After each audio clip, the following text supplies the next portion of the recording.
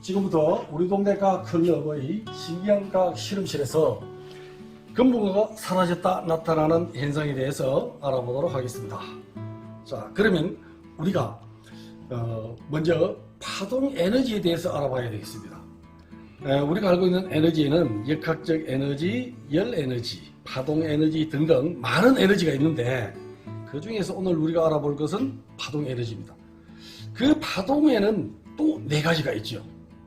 지금 스님이 이야기하는 소리에 의한 음파, 저 전정에 있는 빛에 의한 강파, 파도가 치는 물길에 의한 수파, 정자기 현상에 의해서 일어나는 전파, 그 네 가지가 있는데 그 네 가지에는 동일하게 반사 법칙이 적용되고요.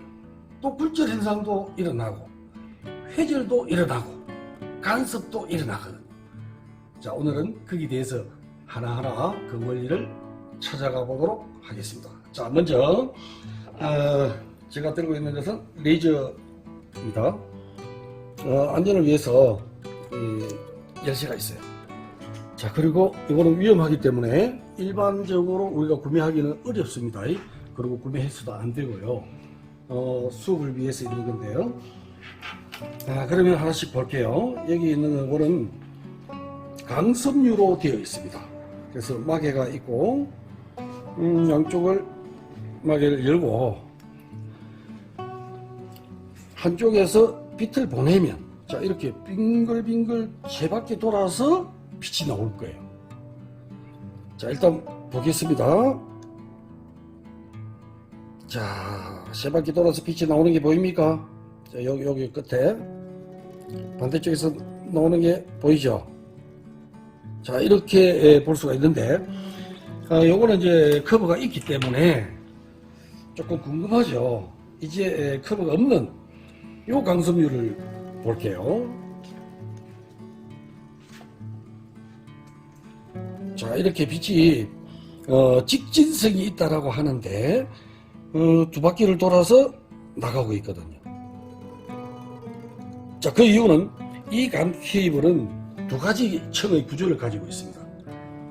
바깥에는 클레딩이라고 하는 밀도가 낮은 물질이 있고 그 안쪽에는 코어라고 하는 밀도가 큰 물질이 있거든요. 그래서 빛의 성질 중에 보면 밀도가 큰 물질에서 작은 물질로 굴절을 하게 되면 더 각이 커져서 굴절을 해야 되는데 그 굴절을 할 수 있는 임계각 안에 포함이 되면 밖으로 많이 나가지 못하죠. 그래서 멀리까지 빛이 전송되게 됩니다. 자, 그러면 꼭 이 강섬유만 써야 되느냐? 아닙니다. 지금 들고 있는 것은 낚싯줄입니다. 이 낚싯줄을 써도 되죠. 단지 차이는 좀 있겠죠. 자, 낚싯줄에 비춰볼게요. 자, 낚싯줄에도 빛은 잘 전송이 되죠. 하지만 아까 이야기했던 클레딩과 코어로서 이중구조로 되어 있는 강섬유보다는 훨씬 빛이 밖으로 많이 나가버리죠. 전반사가 적게 일어나는 거거든요. 하지만 쓸 수는 있다. 자, 그 다음에 이런 걸 한번 볼게요. 아크릴을 가지고 이런 모양을 했는데 이 안에서도 빛은 전반사를 일으킬 수가 있죠. 자, 보입니까? 자, 이걸 보면서 가만히 생각해 보면 저거 어디서 많이 봤을 건데 하는 생각이 들 겁니다. 자, 일단 생각을 해 보십시오. 다른 것도 보여드릴게요. 자, 그러면 그런 U자가 아니라 S자도 뭐 마찬가지겠죠. 자, 지금 빛이 반사되는 부분이 보입니까? 지금 흔들고 있죠. 그 안에서 계속 반사가 돼요. 자, 또 다른 것도 하나 보여드릴게요. 자, 이런 원통입니다. 원통에 비춰보면, 자, 살살 흔들어 보면, 자, 전반사 일어나는 각도 변화가 있죠. 자, 영문 글자가 보입니까? DS5NLK 선생님이 콜사인입니다. 자, 거기서 밝게 보이는 이유는 빛이 나가기 때문에, 그 부분에서는 빛이 나가기 때문에 더 밝게 보이죠. 이런 현상을 이용해서 각종, 요즘 가을에 이제 축제하죠. 축제장에 가면 이런 빛을 이용한 쇼를 많이 하고 있죠. 바로 이 빛의 현상을 그대로 적용한 것입니다. 자, 그렇다면 꼭 이러한 강섬유, 낚싯줄, 아크릴, 이거 아니면 어떠느냐? 물도 잘 되죠. 자, 그러면 이제 전반사가 일어나는 걸 직접 하나 보여드릴게요. 자, 요거는 요 각을 잘 잡으셔야 됩니다. 자, 꺾이는 각이 보입니까?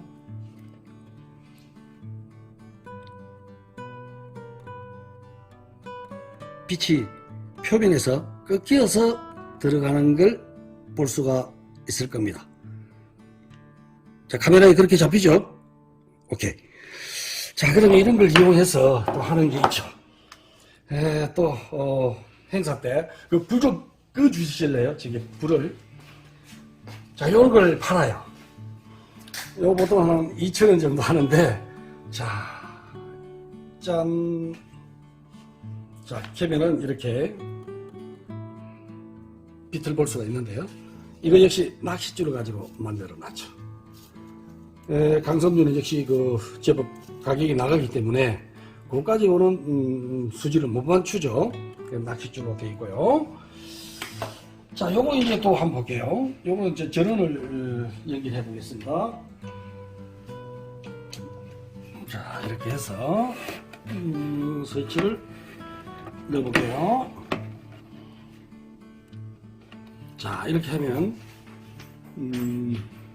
돌아갈 겁니다. 자, 보입니까? 다시 들어가죠? 자, 이런 경우는 침대 머리맡에 놓고 탁 자면은 좋은 꿈나라로 갈 수가 있겠죠. 자, 이게 모두 빛의 성질인 전반사, 그 중에서도 어떤 매질 속에서 전부 반사가 일어나는 내부 전반사 현상을 이용해서 만든 것들입니다. 병원에 가면 위내시경, 대장 내시경 등등 다 강섬유를 이용해서 내부를 들여다보고 있는 것이죠. 자, 그러면 이제 마지막으로 오늘의 주제였던 금붕어가 사라졌어요. 자, 여기 보면 물리라는 글자가 빨강색, 파란색이 있고 빨간 금붕어가 있지요. 자, 이게 그냥 눈으로 보면은 둘 다 잘 보이죠. 하지만 물속에 넣어보면 보였다 안 보였다 할 겁니다. 먼저 앞에서 한번 찍어 주시겠어요? 불 켜셔도 됩니다. 이제는. 자, 이러면 어떻습니까? 둘 다 보이죠? 어때요? 둘 다 보이죠? 자, 그러면 이제 위에서 한번 보실래요? 카메라를. 어때요? 빨간 금붕어하고 빨간 물리는 사라졌죠? 자, 그러면 그 상태에서 제가 각을 조절해 볼게요. 자, 각을 썩 조절하면 어떻습니까? 이제 빨간 것도 보입니까? 다시 요렇게 하면 안 보이죠? 자, 그래서 이유는 말이에요. 파란색은 굴절되는 각이 작습니다. 파장이 짧기 때문에. 근데 빨간색은 파장이 크기 때문에 굴절각이 크지요.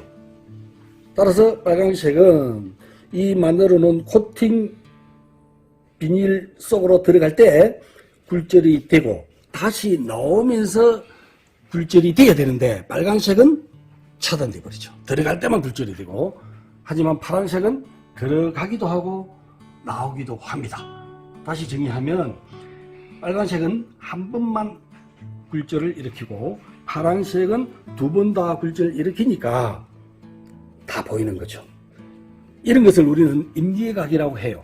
임계각의 범위 안에 있느냐 밖에 있느냐에 따라서 차이가 나는데, 임계각의 범위 안에 들어가게 되는 때 그 경계에서는 파란색은 들어도 가고 나오기도 하는데 빨간색은 들어는 갔는데 나오지를 못하죠. 그래서 안 보이는 겁니다.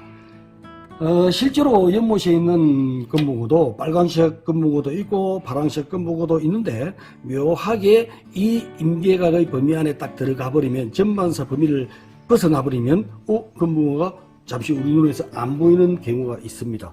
그게 바로 이러한 현상 때문입니다. 자, 오늘 금붕어가 사라졌어요는 이걸로 마치도록 하겠습니다.